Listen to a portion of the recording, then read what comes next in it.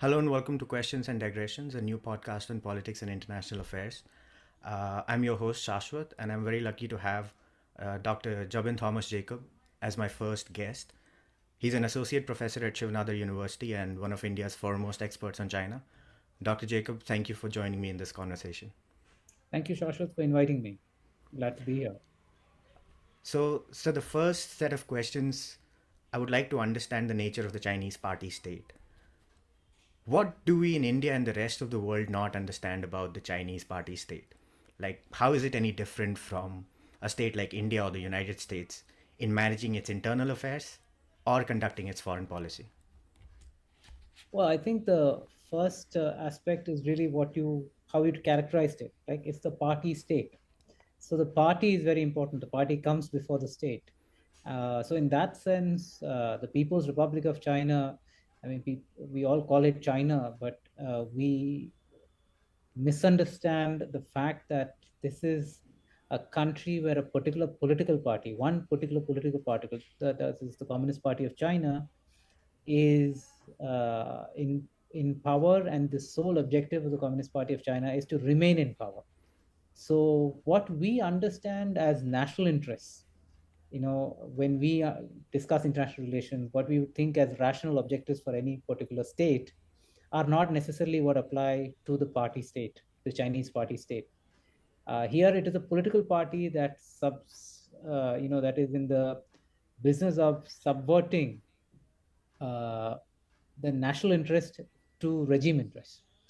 So once we keep that in mind, then I think we are able to understand many parts or many aspects of the Communist Party of Chinese foreign policy, of China's domestic policies much better. Because in many ways, I don't think you can characterize then China as a normal state in international relations. Because normal states are concerned about state survival. Here, it's a political party concerned about the survival of that political party in power. Sir, I think the point that you hit here about China not being a normal state, it also leads to another one of your arguments, which you say that the United States and other powers do not get China, that they do not understand, and by making unilateral promoting engagements and reconciliation, they are setting themselves up for failure. Can you elaborate on this argument that how is it then that democratic states or normal states deal with China? See, I think democratic states are constantly under pressure to make things work, right? They take upon themselves the onus of ensuring peace and stability and making things work. And we live under this false impression that preventing conflict somehow is an achievement. But often, what democracies do is kick the can down the road. And we have plenty of examples from history where you tend to appease autocrats or authoritarian regimes in the hope that the problem will be resolved and it doesn't extend into conflict. Uh, but this seldom works because, from the point of view of an authoritarian state, I mean, it's like the question of dealing with the school bully. The more you give in to the bully, the more empowered the bully feels. The bolder the bully becomes. So, in that sense, democratic states take a lot of pressure upon themselves to ensure things work, whereas the opposite state, the authoritarian state, looks at it purely transactionally. And I think the way ahead is to have a mix of both. Obviously, there are political pressures and structures in democratic states that prevent, taking on conflict or kinetic action as a first option, right? Um, so it's incumbent upon us to actually look at things a little more realistically, a little more transactionally when it comes to dealing with authoritarian states, and to keep putting pressure to understand that, look, the purpose or the objective of authoritarian states, of strongman rule, of a party like the Communist Party of China, is not to live and let live. It is essentially to undermine the opposition, because that is how they feel most secure. And I think this is something that the United States has continuously failed to get. uh, in all its years, despite all its investments in China studies, all the money that it puts into China studies, it simply has not gotten this aspect. They thought that they could democratize China, that they could reform the Communist Party of China. The Communist Party of China doesn't want to reform in the way the West wants it to, or thinks it can. The Communist Party of China is devoted to staying in power, and for that end, they will do whatever it takes. They'll pull the wool over the Americans' eyes. They will agree to something and not follow up. They'll break promises. But democratic leaders, thinking about an election cycle, will say, okay, you know what? Like Neville Chamberlain comes back to England and says, "Oh, peace for our times," and soon enough, that peace is in tatters. That's a mistake that we have to avoid in democracies. So there are so many threads that lead to different questions. But one point that you stress over and over again is that the regime in China sees other democratic alternatives as a threat. And I think that is, again, you say it is missed by readers and students of China all over the world. We'll deal with those questions a little bit later, but a few more questions about China and Chinese regime. So, at the 20th Communist Party Congress in 2022, Xi Jinping received an unprecedented third term as a leader. What has it meant for China domestically and the Chinese approach to international affairs? So, well, domestically, I think there's a great amount of resignation in that this was unavoidable. He was setting himself up for a third term right from the beginning, I guess. But I think we should also not underestimate the number of people who actually think of this as a good thing. Because one way the Hu Jintao years was characterized was as if it was a lost decade. It's kind of like how in India we characterize the Manmohan Singh years as the lost decade or a lost opportunity in multiple fields. Um, I mean, of course, the characterization is not quite correct, but this is a very simple black and white kind of a characterization that both internally inside China and inside India, as well as externally, countries, I mean, people or analysts like to make, because the nature of the leader and the way in which politics has been carried out has been quite drastically different. So the fact is that even during Hu Jintao's time, China was breaking promises. China was actually setting itself up for the kind of aggressiveness that you now see in the South China Sea or along the LAC. So it's actually people miss that element.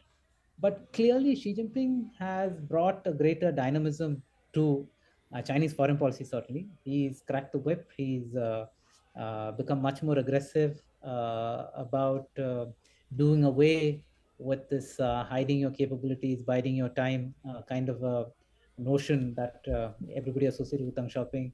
And again, I think I mean, it's astonishing to me why people kept talking about this and not understand the full import of Deng Xiaoping's 24 character strategy. I mean, the whole idea, it's very clearly stated that we are going to hide our capabilities and bide our time. Now, hide our capabilities and bide our time for what end?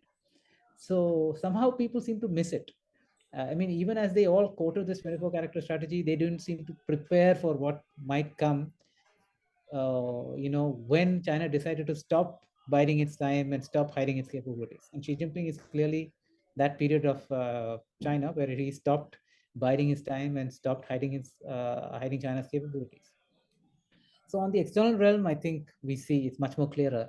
Domestically, Xi Jinping has taken a bit of a well, he has decided that the Communist Party was in the throes of decline, and this decline was the result of lack of party spirit, lack of party discipline, lack of party uh, uh, rejuvenation.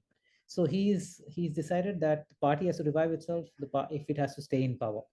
And it was very clear that the party was corrupt, party was rotten at the core, and he's cracked the whip through the anti-corruption campaign. And this is actually very popular among ordinary Chinese. And he's also built it up as a populist narrative that while I know other things might be difficult, he's making sure that only honest people get to the top, right? So this narrative of honesty and cleanliness at the top, and if there is a problem, it might be somebody at the local level, and therefore the guys on top and Beijing are always good. This again, this is nothing not particularly original, in the sense this happened before, even before Xi Jinping came to power, where the central government used to, I mean, after Tiananmen, I think the ordinary Chinese realized that you cannot tackle the central government. But Chinese being creative, they found a way, in the sense that they would criticize the local governments, and that would give the central government an opportunity to discover what the problem was and crack the whip on local government leaders. So the central government and the central party authorities' legitimacy remained, but party could institute reforms and clean up at the local level. So both the people were smart, and the central government was smart. The guys in the middle got the got the rough end of the stick, as it were. So this kind of a narrative building is there, but Xi Jinping has certainly cracked down on academic freedoms. It's become very clear that there is a red line that cannot be crossed in terms of civil rights and political rights. And even on the economic front, Xi Jinping has tightened the screws. Uh, in the Hu Jintao era, Chiang Zemin era, you could actually call something a private sector in China. But today, that's not possible. The Chinese economy itself has become more and more, if it was not already, an instrument of the state, of the party state. So now you have all the big major Chinese private companies, so-called private companies with party cells. You have this case of how Alibaba's founder Jack Ma disappeared. How the founders of these companies are essentially all Communist Party members. I mean, you can't have made it big without being a Communist Party member. So on the societal front, on the economy front, within the military, all of it, Xi Jinping has, by creating a series of structures, centralized power, and put down a very strong ideological notion of what needs to be done, what can be done, what is the right, quote unquote, way to do things. So that kind of a tightening of, structures and norms within Chinese society, as well as greater assertiveness abroad. This is what characterizes the Xi Jinping era, Xi Jinping's new era, as he puts it. So, since you mentioned disappearances, I mean, it is always a little bit difficult to comprehend, but a lot of sudden disappearances and displacements of ministers, be it the foreign ministry, the defense ministry, and recently a series of high ranking military officials just happens in China. So, how is it that an outside viewer should look at this? So, see, these disappearances are part of the anti-corruption campaign. Okay, on the one hand, but is also part of this tightening of discipline within the party, in the sense that party leaders are now expected to be some kind of moral paragons, right? So you cannot cross lines. You cannot be in a situation where you look morally compromised, or give an excuse to foreign countries to point fingers at you, and so on, or for the ordinary people to point fingers at you. So, and now with this, at the more confident that Xi Jinping is of centralizing his power, individuals don't matter anymore. So one individual goes, somebody else can come in as defense minister or foreign minister. I mean, the foreign minister and the defense minister both disappeared. We don't know exactly officially what the reasons are, but the latest set of removals from high military officials seem to be all linked to the disappearance of General Li Shangfu, the former defense minister. And that probably has to do with his tenure or previous tenure, in which uh, you know uh, there seems to have been corruption, or military standards of equipment, etc., were not met or were flouted, and so it has to do with that. The Chinese foreign minister's disappearance, again, no clear indications as to what led to the disappearance. But I think the larger point is that despite Xi Jinping having run an anti-corruption campaign, this moral cleaning up for the whole decade, there are still people the upper echelons of the Chinese party state who are who are not clean. So in a sense, it tells you just how rotten the Communist Party system is from within. Uh, uh, but from the point of view of an ordinary Chinese person, unlike how we might look at it, that this leads to instability, etc. I think the party remains very strong. The party state remains very strong. And for ordinary people, this means that, well, nobody's above the law, or anybody can be removed at any time. I mean, of course, the party is above the law and Xi Jinping is above the law. But even ministers and Politburo members can disappear. So I think so. From an internal perspective, it might be a very different picture from what we think. Here also, for example, ministers can disappear. Ministers have to resign in democracies, right? But except that it's a bit more transparent. In China, none of it is transparent because there's also the fear of not giving the impression of any weakness, right? So it's better to just have an information black hole and control the information rather than try and clarify to people what's going on. On the Chinese state, I have a hypothetical question because a lot of China analysis conflates the party state regime with the current leader. And the hypothetical question is, let's say Xi Jinping just disappears or there is a new leader. What continuities do you think will persist beyond any particular leadership, be it as strong a leader as Xi Jinping, or could things be different? Well, hypotheticals are a risky business, and frankly, academics, uh, or at least, okay, we have to be prepared for it. So, let me take a stab at it. Number one, I think in about 10 years' time now, the party's method is one in which you're constantly training your personnel mid-career. They're all go through the central party school. So everybody who reaches the top ticks certain number of boxes. So there is a certain kind of uniformity in thinking, uniformity of approaches, etc., that exists. Individual, proclivities apart. So in that sense, the individual only comes and changes style. But whether it was Deng Xiaoping, Jiang Zemin, Hu Jintao, or Xi Jinping, everybody in their own different ways, different styles, was dedicated to the preservation of party power.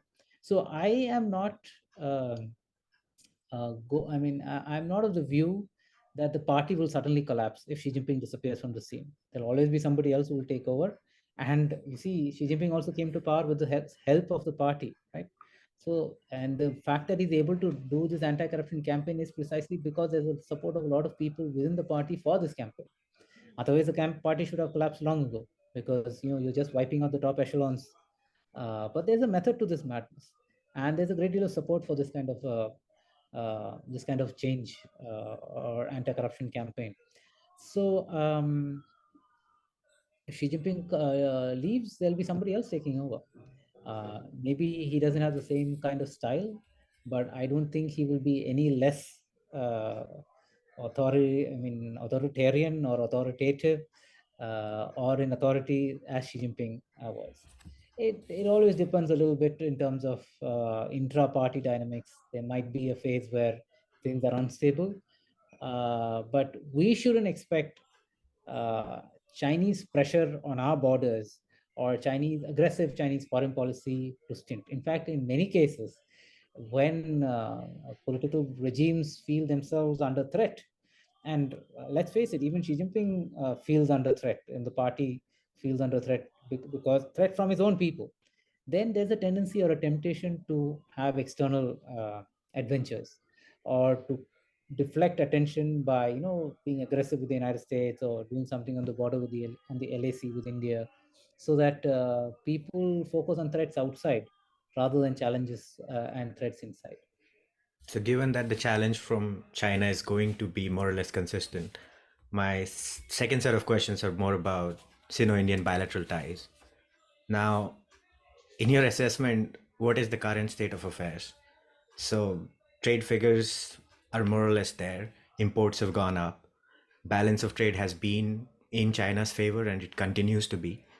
And around 19 round of disengagement talks have not yielded tangible results, and you've been critical of India's military posture along the line of actual control.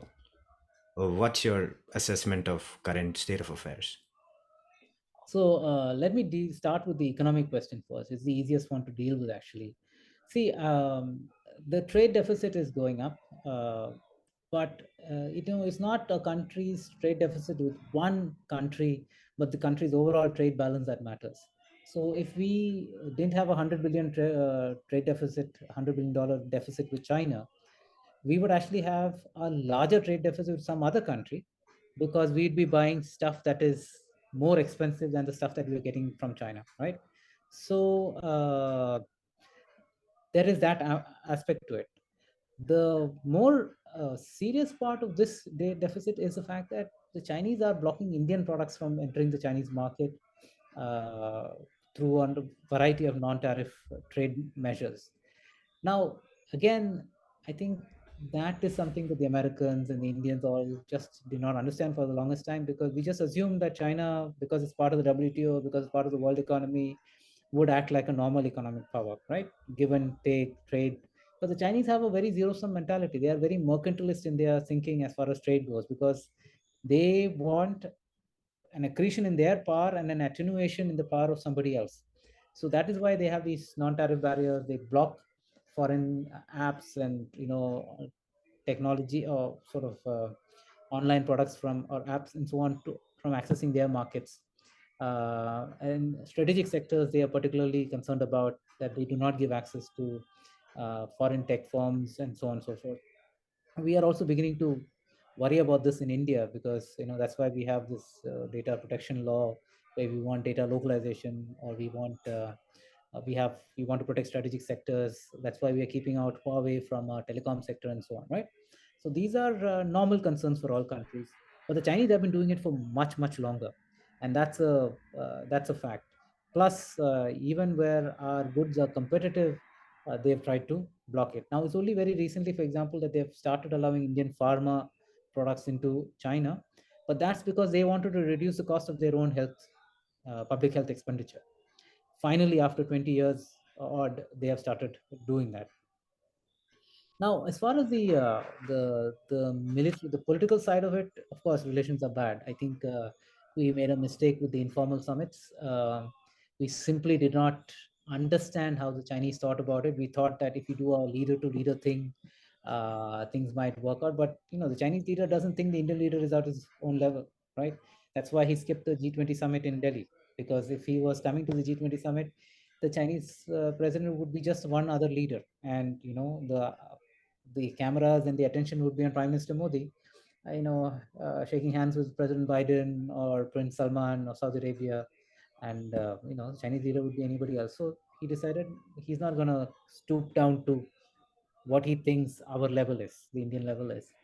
So we did not quite understand that, and actually we have not been as transactional as we could have been, or we should have been. On the military front, again, I think Galwan was expected. I've been saying it for a very long time that the pattern of Chinese transgressions on the border have been changing since 2013. Um, and 2017 was a good indicator. The conflict that we had, confrontation that we had in Dokulam.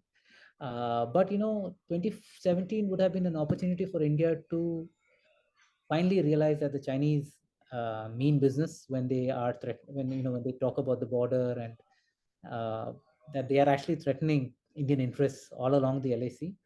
But instead of upping the pressure or keeping the foot on the pedal, the Indian side decided to take its foot off the gas and decided to engage in this informal summits. It achieved nothing, obviously, because 6 months after the second informal summit, we had Galwan. But even with Galwan, I think we had an opportunity to actually respond in kind. But we again chose to take it easy. When we took out, we captured the Kailash Heights in August, several months after Galwan. But we also gave it up as soon as the first round of negotiations happened. So I think I'm not alone here, but a lot of people, military men, have actually asked this question: why we gave up the Kailash Heights, what our objective is or was And so it's clear that the government doesn't seem to have any policy but to keep talking. And it goes back to that first point that I made. Democracies feel like war should be avoided, but it might often be a case of you know missing an opportunity to actually communicate very clearly to China that we cannot be messed with, and that there are consequences. So yes, our troops responded, but at the political level, we've been wanting in terms of a response post Galwan. And unfortunately, the foreign minister's statement some time ago on TV saying that, well, China is a $14 trillion economy, we are a smaller economy, and so how do you expect us to fight? I mean, it's strange because think about it. I mean, Pakistan is a very weak economy, and yet we have to expend so much effort trying to deal with Pakistan. China is a stronger economy, and but it's weaker than the United States, and yet it keeps the Americans on tenterhooks. So how is it that India is on tenterhooks, or India is off balance, whether it is a weaker country like Pakistan or a stronger country like China? So at some point, there is a flaw in our thinking in terms of how we are going to deal with China, or there is a lack of thinking. So yeah, I mean, relations are bad. I think Galvan has finally, I don't know, let everybody see clearly that there's a problem. But I find it troubling that again we're starting these sort of outreach to the Chinese. I mean, a couple of Chinese delegations were here with some think tanks. An Indian think tank was visiting China. It doesn't seem to be clear to me what the objective is. I mean, these are think tanks that are sort of have some kind of official approval. So, what is the message that we're trying to send? Again, it seems to me, as in the run-up, I mean, with the informal summits, I think our political domestic considerations are becoming more important than dealing firmly with China. So this is a concern that all Indian citizens should have. You covered actually a very wide set of issues in your answer. So, especially, I think the foreign minister's statement about the economic disparity between the two countries, and then not realizing that doing the same thing over and over again has not yielded outcomes. Like recently, there has been in news of another territorial grab along the Bhutan border. So you think this sort of military tactic, occupying a little bit of land, it is going to continue in the future? And which leads to my second question about your larger critique of India's military stance. Can you explain your argument about a punitive action and how that would help? So, I mean, first thing, of course, these land grabs will continue. I mean, Bhutan is a small country. In fact, I've not seen this discussed enough, but, we have a defense treaty with the Bhutanese. If in 2017 we were in a position, I mean, we decided to come to the aid of the Bhutanese in Doklam, what is it that prevents us from supporting the Bhutanese now? I mean, we are essentially turning a blind eye to, I mean, we, meaning the Indians, are essentially turning a blind eye to what is happening to Bhutan, right? Even around Doklam, the Chinese have built up massively around Doklam. So we are just focusing on that quote unquote victory at that point of confrontation. But we are subsequently sort of, we might have won the battle, but it looks like we've lost the war around, Doklam, because the Chinese have gone ahead and done more or less what they wanted to do around Doklam. I mean, there are, reports that are out from various think tanks and so on with maps, GIS information, I mean, remote sensing information, etc. So it's all there out in the public domain. Um, and there have been occasions such as Yangtze where again we've responded very quickly and so on. So because now we are finally alert to this possibility. But I think in terms of a punitive action, what I was saying was it was very important for India, of all countries, to respond strongly to China, because that's also sending a signal to others among China's neighbors, right? That look, somebody can stand up to the Chinese, and somebody needs to stand up to the Chinese. And I'm afraid that what we did in response to Galwan is not quite enough. Uh, it doesn't really happen. Frankly, the Filipinos right now, I mean, post Duterte, the Filipinos are doing a heck of a lot more in terms of standing up for their rights than they used to. But we are the ones that ought to be providing the example to other neighbors, because unless China is pushed back, or China is, there's a response in kind to what the Chinese do, and response is immediate rather than delayed and, over the long durée, as it were. The neither are the Chinese going to get the signal, and nor is the rest of the world going to get the signal that this is a bully or this is an aggressive country that needs to beat up. And look, I think the Chinese also understand reason.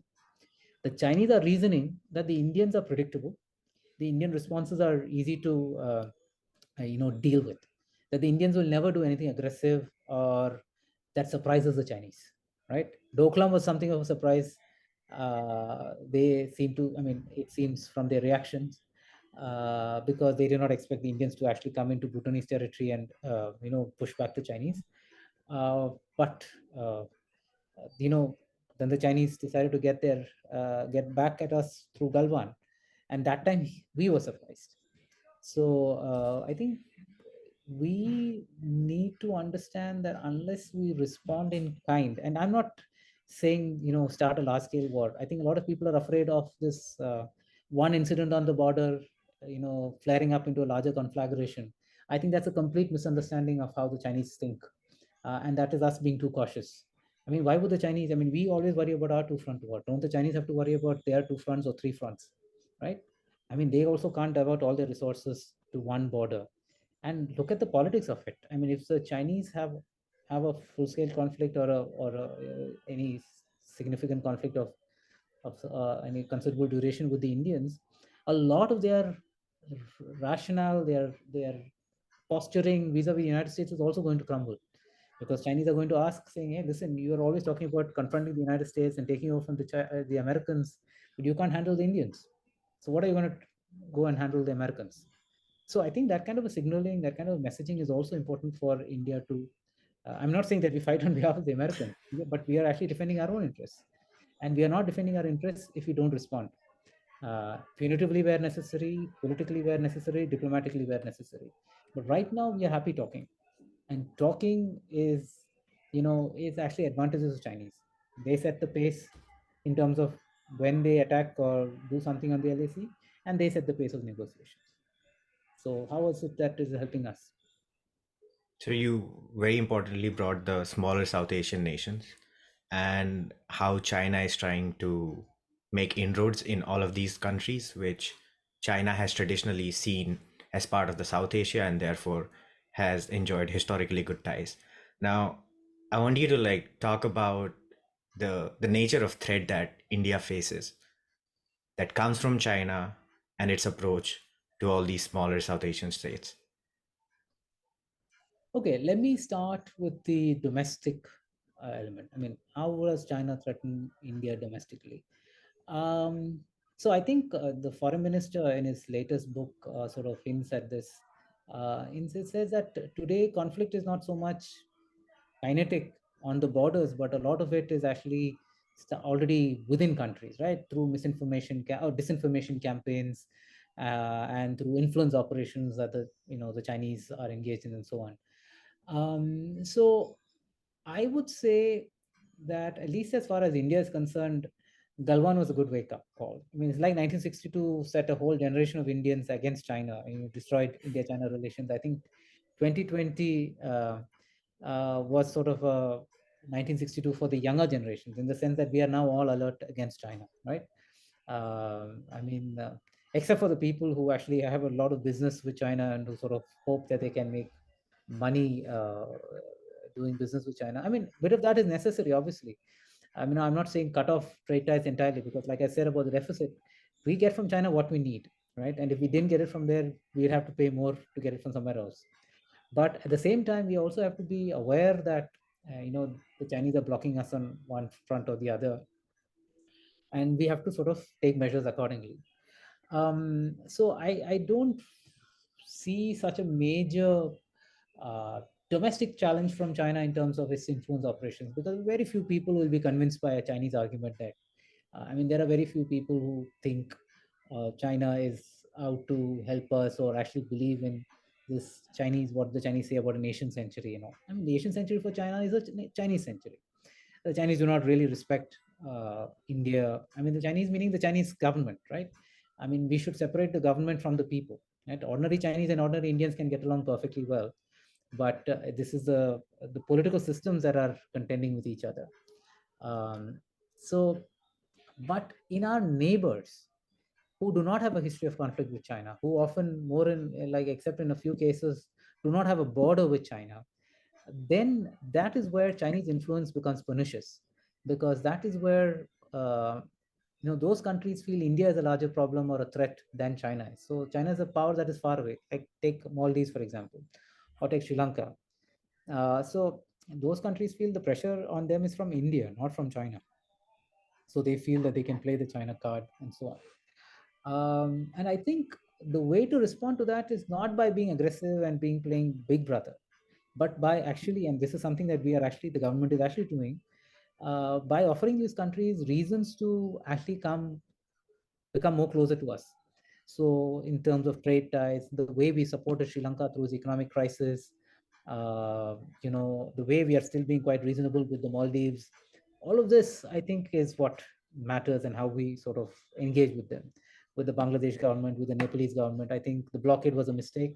I think we seem to have learned from our mistake with the Nepalese on the blockade.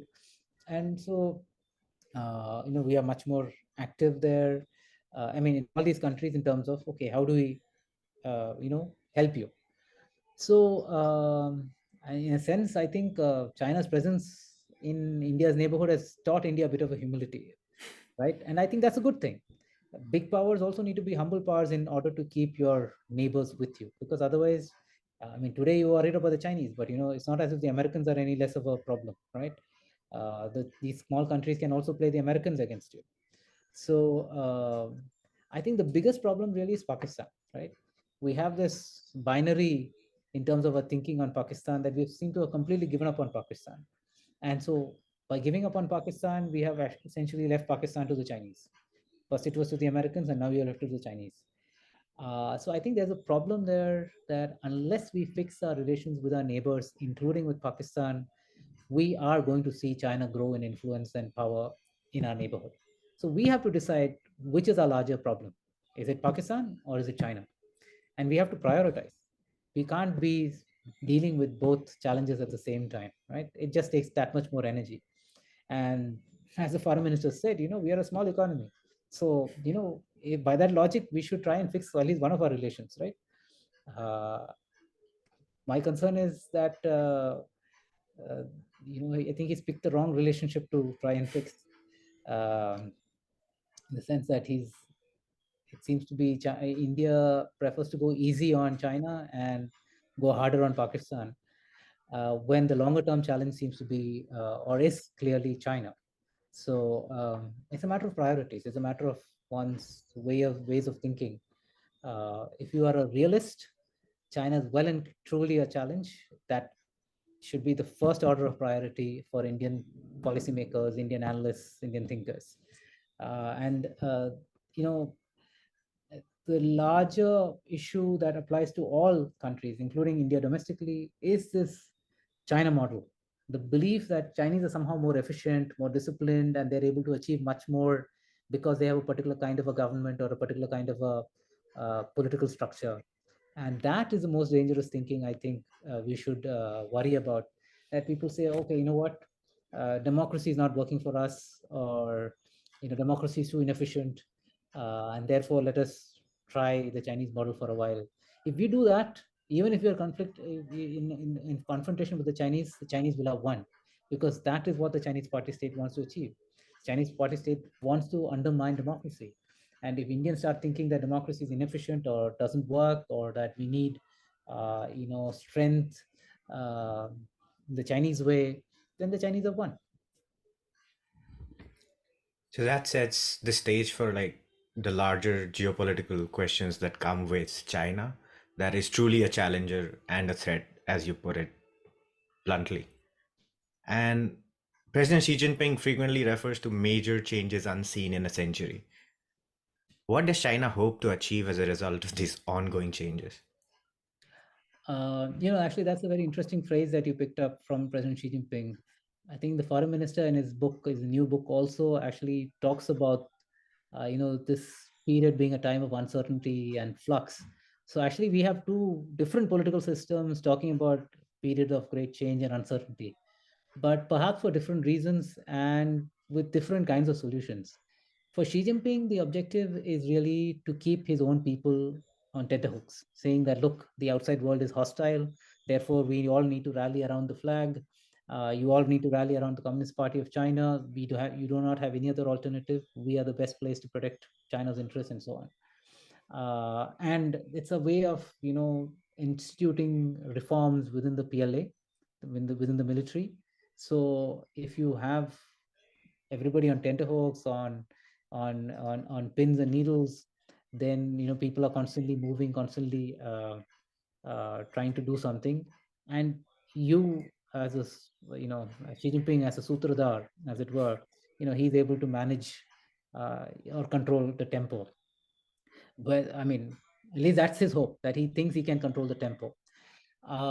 So China's objective is to ensure that other countries take on board China's interests at all times, and that other countries understand what it is that China wants, and give it to China, really, oh, without even China asking, right? You're constantly, in your foreign policy as a small country, you're constantly thinking of the larger country.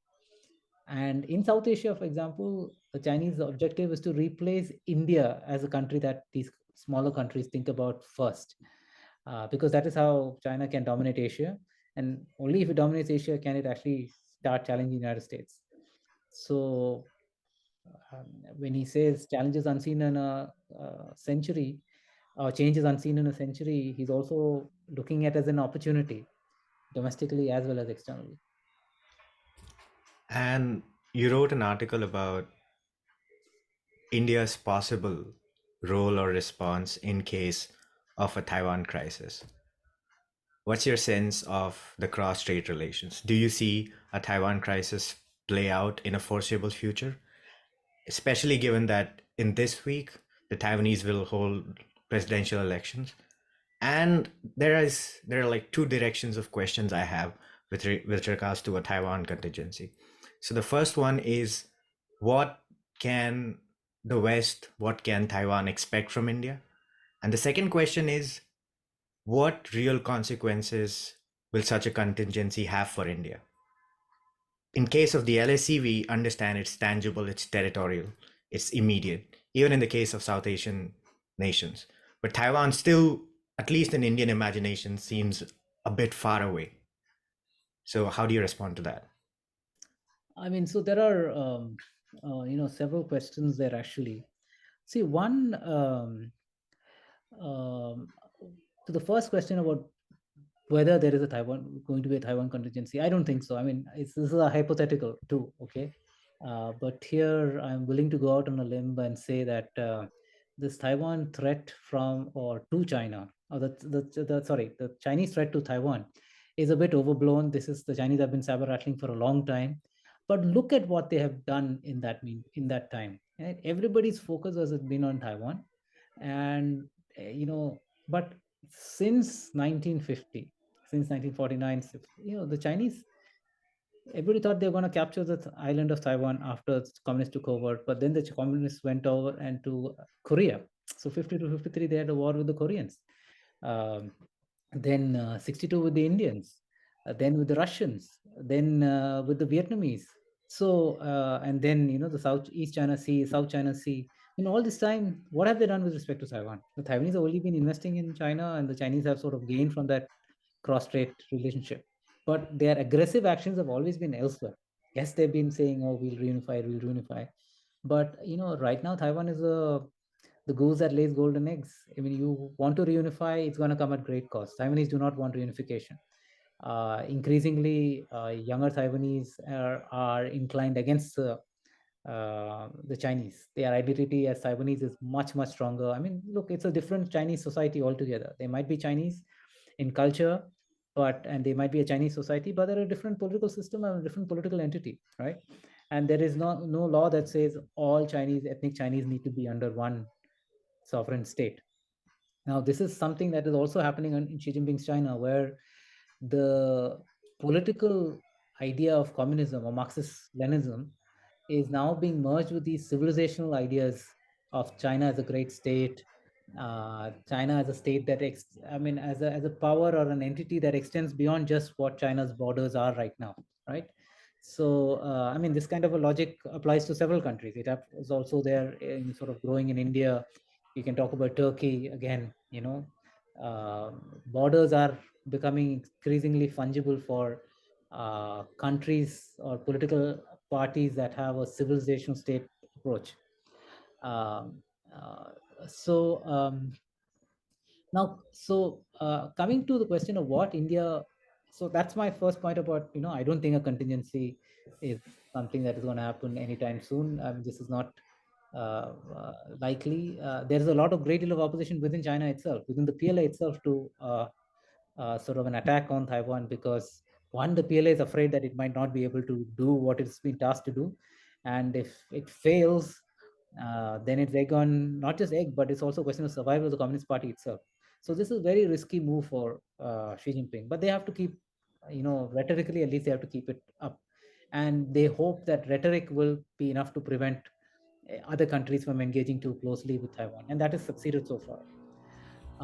But in case it happens, look, I think India's response or is not going to be military. I mean, it depends on the timeline, right? 5, 10 years, India is not going to have the capacity to do it, and nor is India going to start a second front to help Taiwan. That's not possible. But which is why I said the first time around, when for us to be solid, at least in terms or strong in protecting our own territory, creates options for other countries. So it is not a response to whatever happens on Taiwan, but to just do our basic job of defending our territory and our interests will help a lot of the smaller countries around. Because then China will know that they know now they have to take the Americans seriously, but they will also know now they will know that they have to take the Indians seriously. Currently, they don't take the Indians seriously.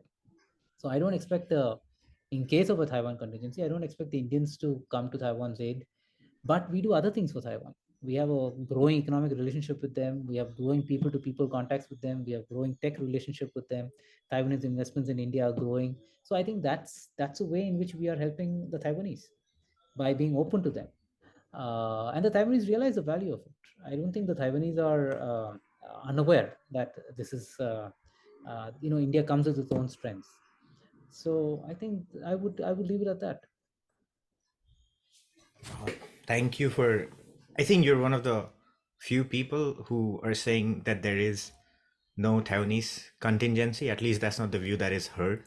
And there is this fact that international affairs as an academic field is still dominated by Americans. And there is every other week a new article about China planning to invade Taiwan. Now, I have asked all of my questions, but in the final one, what I want to ask is what is the state of India's China scholarship? Do we have enough people studying China, writing about it, understanding it? And what is absent in India's China scholarship? Okay, so actually, I will take off from what you just said about how there are articles in the American press or international press always about China's, potential attack on Taiwan. See, this is, and what you just said about how IR is dominated by American scholarship. Now, when you say dominated, what does it mean? It means it reflects American interests, right? So these writings on the potential Chinese, Taiwan contingency, etc., are all driven by American interests also, right? Because it means that the rest of the world has to pay greater attention to China. This is the American way of trying to say, okay, pay attention to China, or an American way of trying to get their own system to crank up, because they've been taking their eye off the ball for a very long time. That the Navy is now backward behind China's Navy. Their defense industrial mechanisms are practically in shambles because they are not keeping up. So, in a sense, we always say that the Americans love a war because it helps the economy to grow, the defense industry to grow. It gives a fillip to technology and so on. So, it's really about the investment that you put in. I think in India, the China scholarship has grown by leaps and bounds in the last 10 years for sure, but it's still at a very nascent stage. And I would say that we have a very long way to go. We do not have sufficient investment in language training.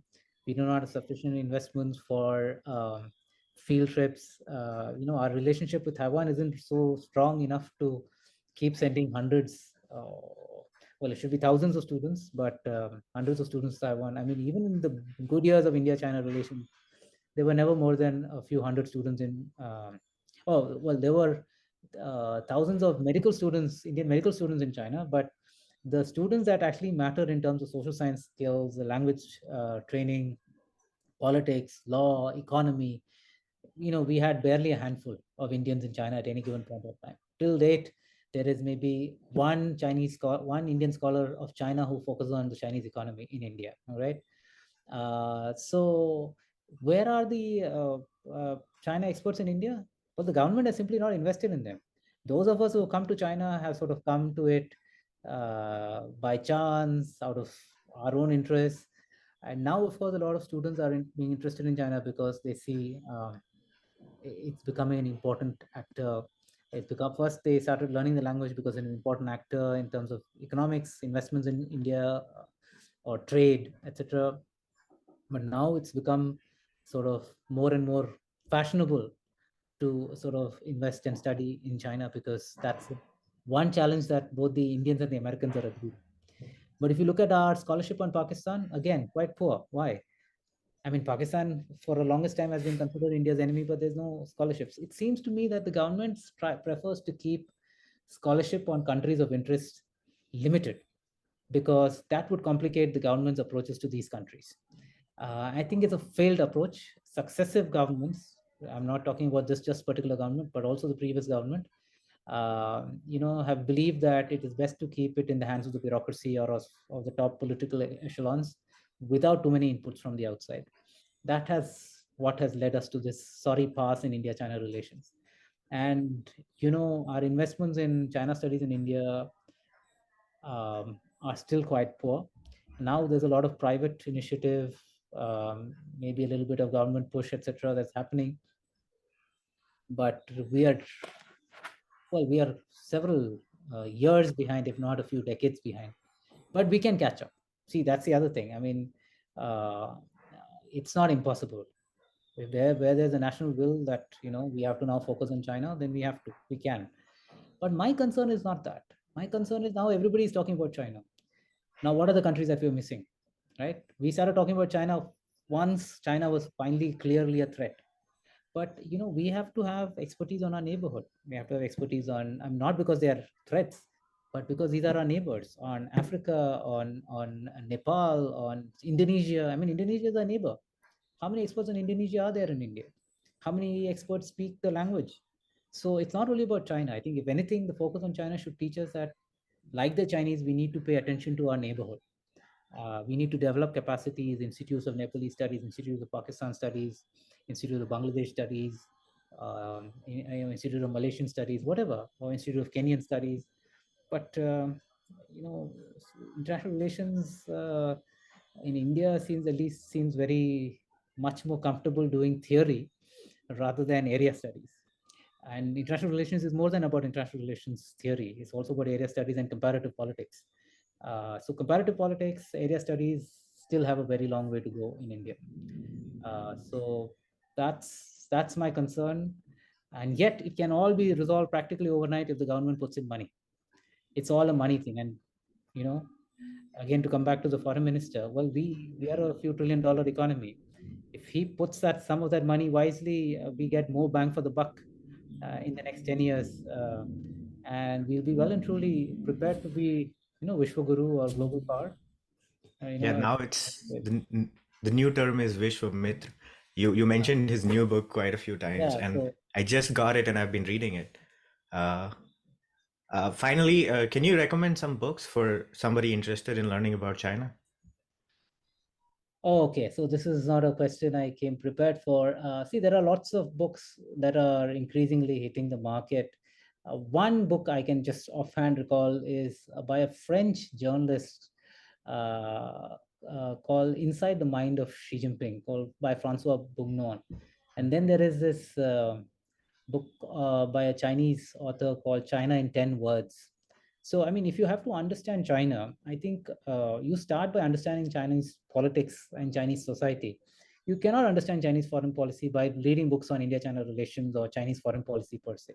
You need to be able to understand what's going on behind the scenes. I mean, in its domestic politics itself, in order to get a better grasp of Chinese foreign policy. So, which is how we started, isn't it? We have to understand the nature of the party state in order to understand the party state's foreign policy. So once you understand the Communist Party, and then now, I, I mean, you were kind enough to mention this book of mine on um, China's national Yes, regime. sir. So this is a book that a colleague, a Vietnamese colleague of mine, and I co-edited on with Indian and Vietnamese scholars. And the Vietnamese are great watchers of China, right?